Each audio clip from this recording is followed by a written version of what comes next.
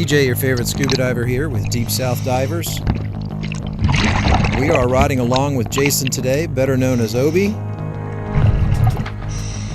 He is filming the bottom of Rap II, all of her submerged surfaces.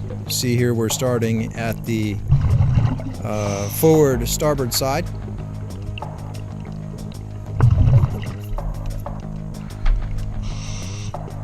This is her bow, where normally she gets beached, so you can see that the sand has rubbed all of the paint off of the bottom of Rap II. And you see there that she does foul up a little bit, oysters and barnacles and that kind of stuff on the very bottom of her.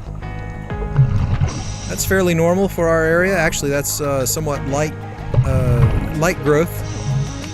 We cleaned her about 12 months ago. And you see that she's probably due again, but overall this is pretty light fouling for a commercial vessel. But you see that Obi here is just going to go back and forth across the front of her and move his way aft as he crisscrosses underneath of her.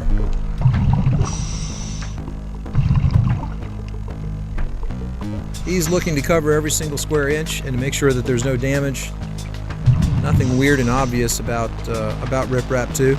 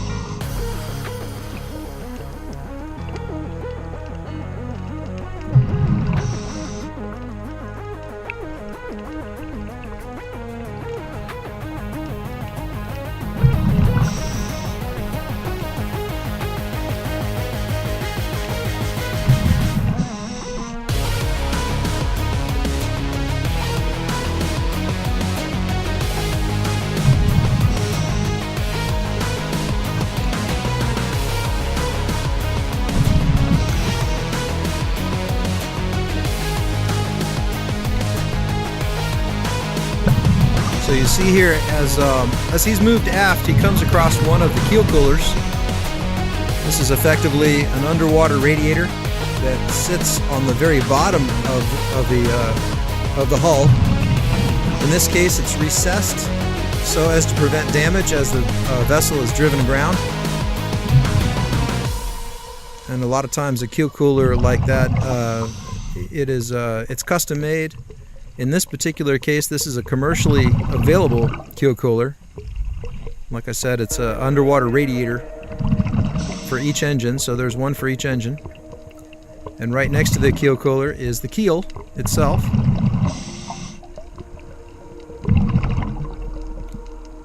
And that keel actually houses the prop shaft for delivering power into the water. Here is the other keel cooler.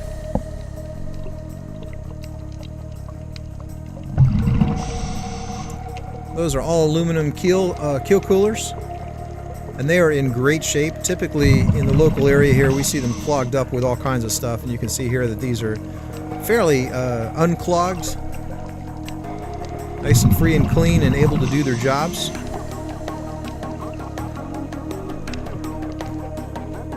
Jason knows the importance of those keel coolers, so he's going to spend some time and inspect them really well. Make sure that there's no obvious leaks, no damage. And that is true. He likes those things, so he's going to go ahead and move on.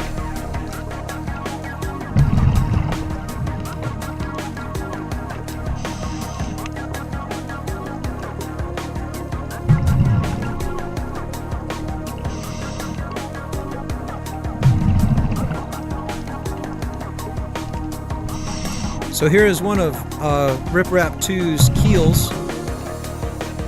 She has 2 keels, which is unusual. Typically a boat like this will have just one, but because she's a landing craft and she can be driven aground, she has 2, one on each side, and that will help support her and protect her props or her wheels. There's that first keel cooler again. So Obi's getting back into the business end of the vessel here. She has relatively sophisticated geometry, and I'll explain all that as we go here. That H-shaped thing there, that is a zinc. It is a sacrificial anode. There's several on the vessel in various places. Those zincs, there was one on each side there. They have about 10% zinc remaining, which means that those zincs, those sacrificial anodes, will need to be changed at some point, sometime soon. But they're still good, doing their job. There's the second keel, and another zinc that he's got his hand on there. You see that they're in various states of sacrificing themselves. They prevent corrosion to other components, such as the keel coolers and the props, or the wheels, as the captains call them, wheels. There is a zinc with no zinc in between. So you see 2 straps but no zinc in between. So that has 0% remaining. And that's why there's multiples on this vessel.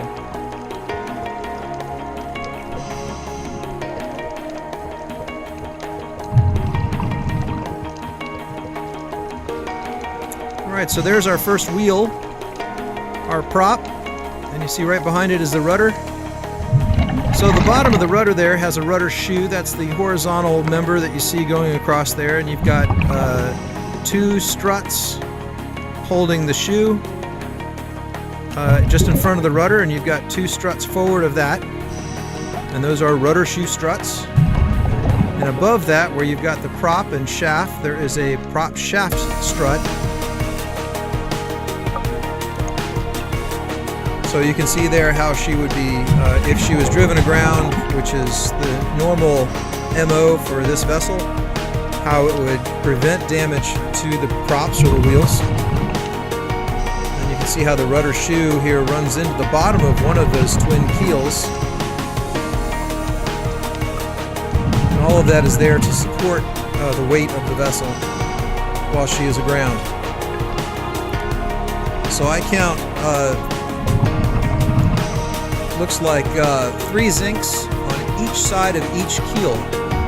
So each keel has 6 zincs total. There's a total of 12 of them, and they are the strap weld-on type.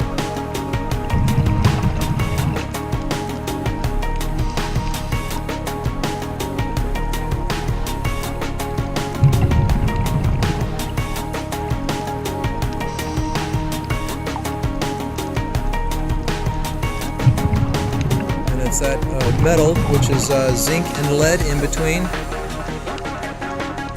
that sacrifices itself in place of something more expensive like a bronze prop, for example.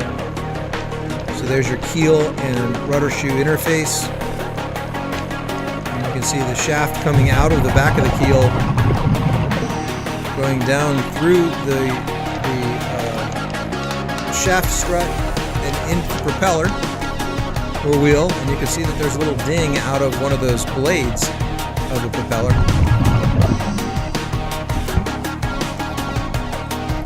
That's pretty standard for a full inboard in our local area like this, to have little dings and nicks in the propellers. It does reduce efficiency, but not significantly. Here's a really good shot of the rudder. One of the rudders, there's 2.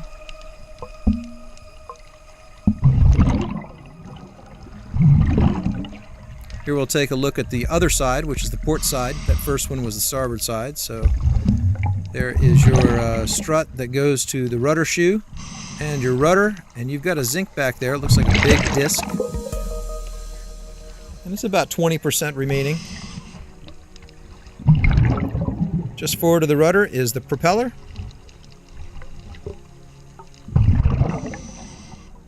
And And that one's got a little bit of more of a ding. That you can see that blade there. A couple of blades, as a matter of fact. They've got a little bit of damage to the tips.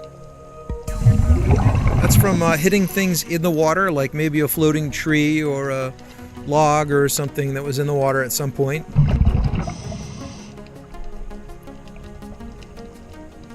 Not significant damage, but the next time she gets hauled out, those propellers may need to get remanufactured. They just send them out for honing and balancing. So this is your port side keel with a good shot of one of the zincs. There's another zinc.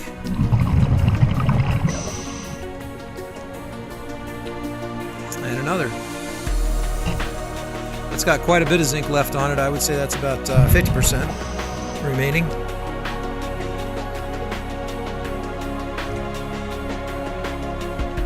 And you can see how smooth and fouling free the bottoms of the keels are, and that's because the vessel does touch the bottom sometimes when the tide goes very low, and it will rub all the fouling right off.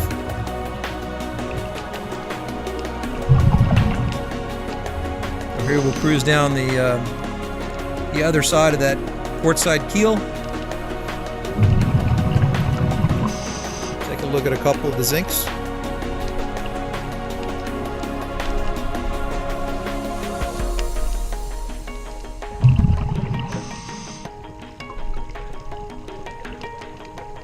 And aft of that, we'll see the rudder shoe in the interface where it connects to the bottom of the keel. The prop shaft sticking out of the back of the keel and back to the propeller. And there's two rudder shoe struts and one prop strut. There you go. With a cutlass bearing in between, holds the shaft as it spins. Rudder shoe, rudder.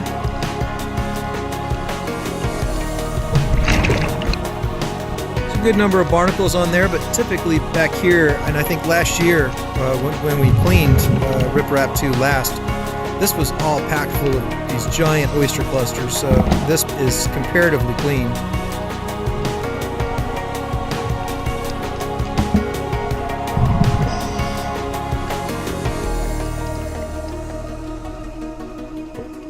So I'm seeing a couple of zincs there, H-shaped zincs.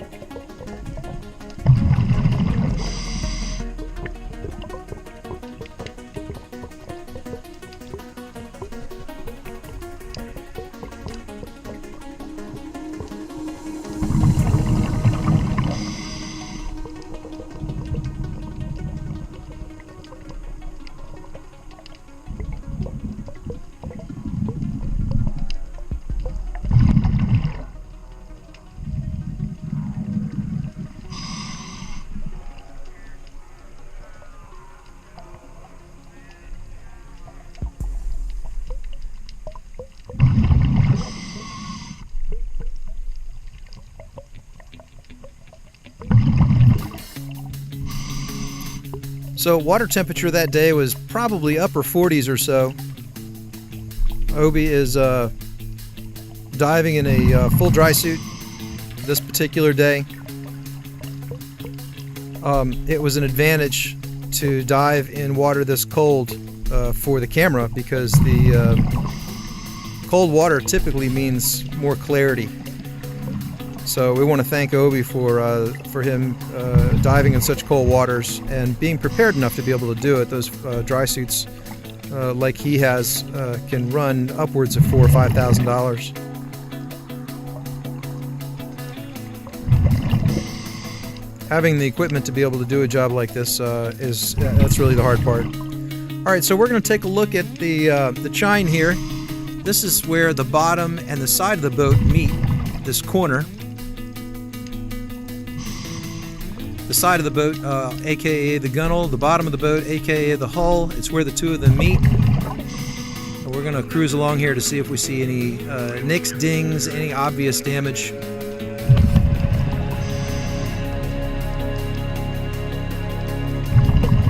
Like I said, especially as compared to the condition that we've seen her in the past, Rip Rap II is fairly clean. Although in some places this would be considered dirty, here this is very clean.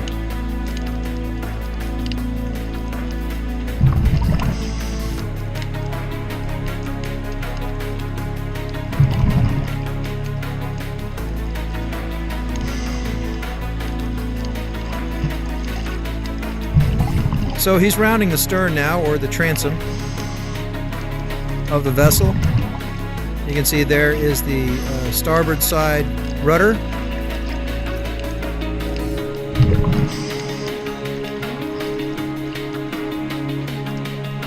There's your port side rudder. This is 80 feet off the shoreline, so that's you see the water is more active than it is towards the shore. So we're going to move up the port side now. So from aft to forward, we are studying the chine of the vessel.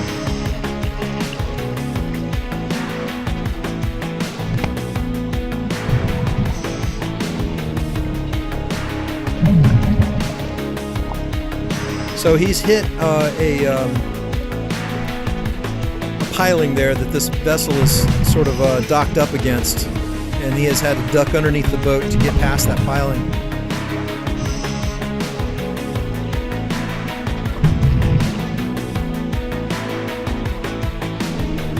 So he's gone back to studying the chine here.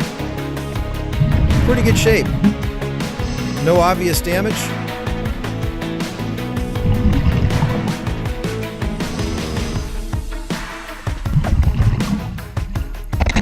So there you go. He's found the other piling as well.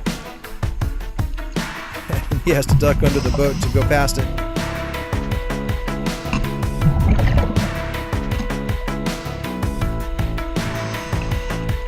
You can see it there on his over his right shoulder.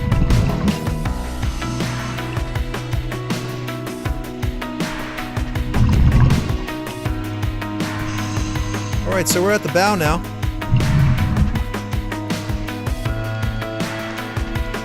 And he's actually underneath of the ramp, which is currently in a not in a raised position and not in a lowered position. It's in a midway position.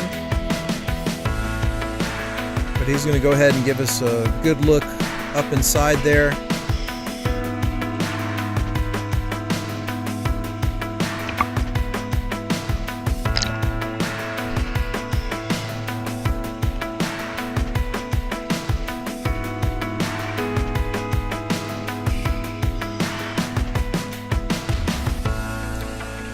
So this boat now is probably 60 or 70 years old, and she's in remarkably great shape for, especially for her age. She's in remarkably great shape anyway, but given her age, especially for her age, she's in great shape.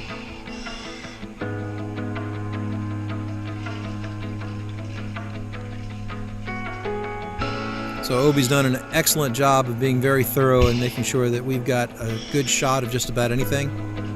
Everything.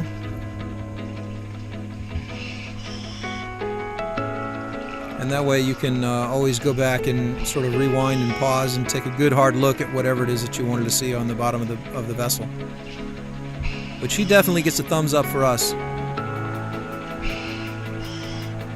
Or I guess I should say a thumbs up from us.